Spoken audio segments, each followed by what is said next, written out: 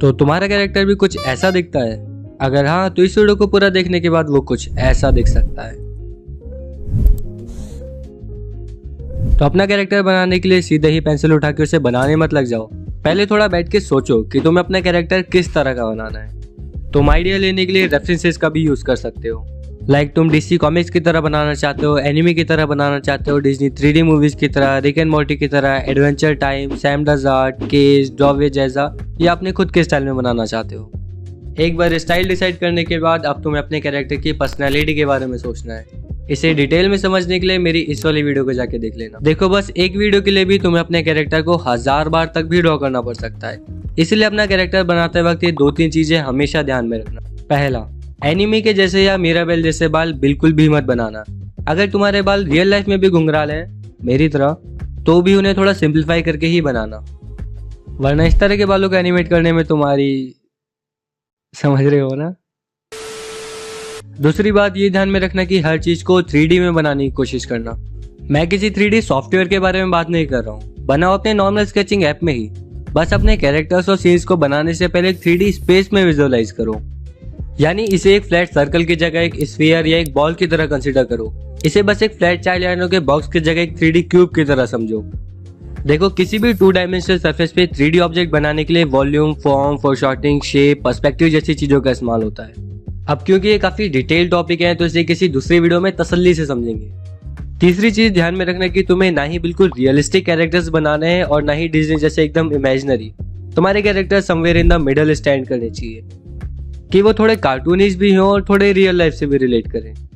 अब बात आती है कि इसे एक्चुअल में करना कैसे है। तो अपना कैरेक्टर बनाने के लिए जो सबसे बेस्ट ऐप है और जिसका मैं खुद भी इस्तेमाल करता हूँ उसका नाम है स्केचबुक।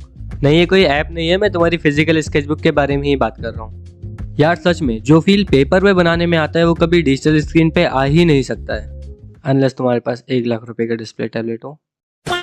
तो चेहरा बनाने के लिए सबसे पहले इस तरह से एक सर्कल ड्रॉ करो।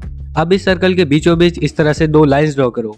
ये वर्टिकल लाइन बताती है कि ये लेफ्ट टू राइट किस डायरेक्शन में देख रहा है और ये हॉरिजॉन्टल लाइन बता रही है कि ये ऊपर देख रहा है या नीचे। अब इस सर्कल को एज अ बेस समझ के हमें इसके ऊपर अपने कैरेक्टर का फेस ड्रॉ करना है। You can use many shapes like circle, rectangle, triangle, square, Oval. But अगर तुम्हें ये जेनेरिक शेप्स का यूज नहीं करना है और तुम कुछ यूनिक बनाना चाहते हो, then my best advice for you is कि तुम अपने घर के आसपास देखो। You will find out some crazy shapes around you. Like these are the things that I found out in my room. और जब मैंने इन शेप्स को ड्रॉ करने की कोशिश करी, then I got these crazy results. It shows you कि तुम अपनी इमेजिनेशन को किस लेवल तक ले जा सकते हो। तो अभी के लिए मैंने ये वाली शेप ड्रॉ कर ली है। कैरेक्टर की मेन बॉडी बनाने के लिए तुम्हें एनाटॉमी के बारे में पता होना बहुत ज़्यादा ज़रूरी है। हमारे शरीर की हड्डियाँ, मांसपेशियाँ, नसें, जॉइंट्स के बारे में पता करने को ही एनाटॉमी कहते हैं। तो चलो फेस से शुरू करते हैं। तो ये मसल जो हमारे माथे पे होती है इसे कहते हैं ऑक्स। एक जनरल रूल ऑफ थंब है कि ह्यूमन फिगर की अपर बॉडी और लोअर बॉडी लगभग सेम साइज की होती है, इसलिए हम यहाँ पे एक सेंटर मार्क कर लेंगे। अब हम इसके शोल्डर्स को डिफाइन करने के लिए इस तरह से एक लाइन ड्रॉ करेंगे, फिर दोनों एंड में एक एक गोला बना देंगे। रिब केज को सिंप्लीफाई करके हम कुछ इस तरह से ड्रॉ कर सकते हैं और पेल्विस को कुछ इस तरह से बना सकते हैं। फिर बस रिब केज और पेल्विस को जोड़ने से तुम्हारा टॉर्सो बन जाएगा। For those who don't know, हमारी बॉडी के इस पार्ट को टॉर्सो कहा जाता है। पैर को बनाने के लिए हम सिलेंड्रिकल शेप का यूज करेंगे। इसे मेनली 3 हिस्सों में डिवाइड कर सकते हैं, थाइज यानी अपर लेग, फिर लोअर लेग और feets. Same goes with arms, पहले अपर आर्म ड्रॉ करो, फिर लोअर आर्म ड्रॉ करो और फिर हैंड्स ड्रॉ करो। तो ये था एक सिंप्लीफाइड वर्जन एक एवरेज ह्यूमन एनाटॉमी को ड्रॉ करने का, पर इसमें वेरिएशन ऐड करके तुम इसे और इंटरेस्टिंग भी बना सकते हो। सारी बिग शेप्स बनाने के बाद अब हमें स्मॉलर शेप्स बनानी है। और जैसे कि मैंने कहा था कि बालों को कॉम्प्लेक्स मत बनाना, सिंपल ही रखना, इसीलिए मैंने बालों को कुछ इस तरह से बनाया है। अब तुम्हें इसके आँख, मुंह और कान बनाने हैं। कपड़े बनाते वक्त ये ध्यान में रखना कि उसके अंदर ढेर सारे अजीबोगरीब पैटर्न्स ना हो, वरना उन्हें एनिमेट करने में तुम्हें सालों लग जाएंगे। Same goes with lower garments, यहाँ पे तुम पैंट, शॉर्ट, लुंगी, ट्राउजर जो चाहो वो पहना सकते हो। फिर इसे जूते या चप्पल पहना के हमारा रफ स्केच कंप्लीट हो जाता है। रफ स्केच बन जाने के बाद अब हमारा अगला स्टेप आता है। अब अपने रफ स्केच की फोटो क्लिक करके इसे आईविस पेंट एक्स में ले आओ। अब इसकी ओपेसिटी कम करो, फिर नई लेयर बना के इसके ऊपर आउटलाइंस ड्रॉ करो। लाइंस का वेट तुम अपनी मर्जी से डिसाइड कर सकते हो। For instance RG mostly thin lines का यूज करता है, while not your type thick lines का यूज करता है। लाइन आर्ट ड्रॉ करते हुए ये कोशिश करना है कि तुम स्मूथ लाइंस ड्रॉ करो, ना कि विगली और हैची लाइंस। इंकिंग कंप्लीट होने के बाद हमारा अगला स्टेप आता है कलरिंग में। ज़्यादातर लोग जो सबसे बड़ी गलती करते हैं वो है दुनिया भर के कलर्स का इस्तेमाल करना। तुम जितने लिमिटेड कलर पैलेट का इस्तेमाल करोगे तुम्हारी आर्ट उतनी ही बढ़िया लगेगी। लिमिटेड कलर से मेरा मतलब है 3 से 4 एनालॉग्स कलर का यूज़ करना और एक कॉम्प्लीमेंट्री कलर का यूज़ करना। कीर्ति जाओ is the best example for this. Kurzgesagt अपनी मोस्ट ऑफ द वीडियोस में कूलर कलर्स का इस्तेमाल करता है और to be specific colour wheel के इन कलर्स का सबसे ज़्यादा इस्तेमाल करता है।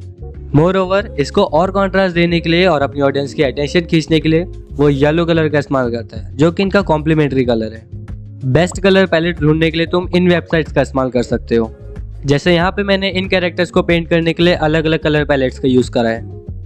अब हमारा 5वां स्टेप है,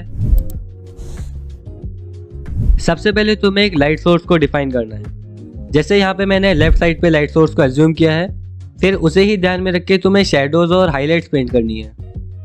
और जैसे कि मैं शुरू से कहता आ रहा हूँ कि इसे एक फ्लैट ऑब्जेक्ट की तरह नहीं बल्कि एक 3D स्ट्रक्चर की तरह देखना, और इसीलिए इसमें शेडोज इस तरह की नहीं बल्कि इस तरह की होनी चाहिए।